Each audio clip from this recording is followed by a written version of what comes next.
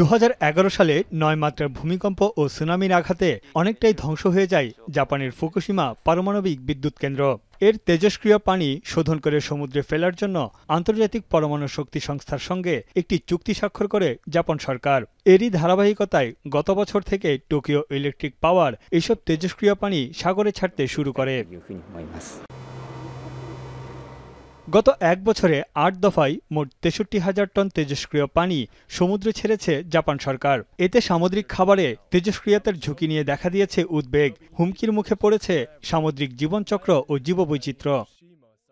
I'm full of anxiety.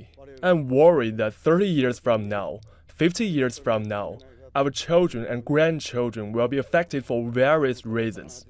বছর না ঘুরতেই জাপান সরকারের এই উদ্যোগের বিরোধিতায় নামে জাপানের বিভিন্ন মহল ও আন্তর্জাতিক সম্প্রদায়। অবিলম্বে এই প্রক্রিয়া বন্ধে সরকারের কাছে দাবি জানায় জাপানি নাগরিক গোষ্ঠীগুলো। দেশব্যাপী 2 লাখেরও বেশি গণস্বাক্ষর সংগ্রহ করেছে তারা।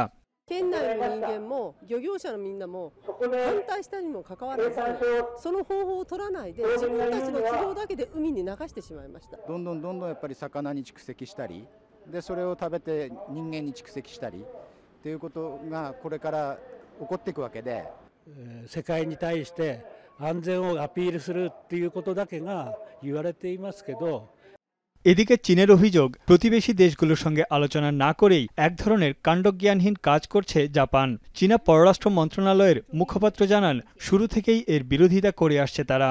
আর তাই খাদ্য নিরাপত্তা বজায় রাখতে ও জনগণের স্বাস্থ্য সুরক্ষায় প্রতিরোধমূলক ব্যবস্থা গ্রহণের আহ্বান জানিয়েছে চীন। এর জেরে গেল বছর জাপানের উপর বাণিজ্যিক নিষেধাজ্ঞা আরোপ করে দেশটির সামুদ্রিক খাবার রপ্তানির সবচেয়ে বড় বাজার চীন। এতে ধস নামে জাপানের কৃষি, বনজ ও মৎস্যজাত পণ্য রপ্তানি বাণিজ্যে। সংকট কাটিয়ে উঠতে যুক্তরাষ্ট্র, এশিয়া ও ইউরোপে নতুন বাজার খুঁজছে জাপান।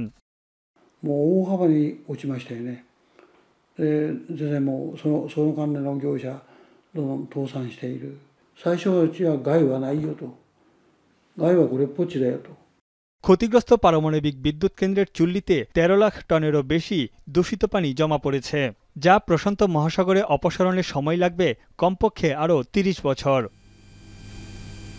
তানভীর জনি, এখন বিশ্ব।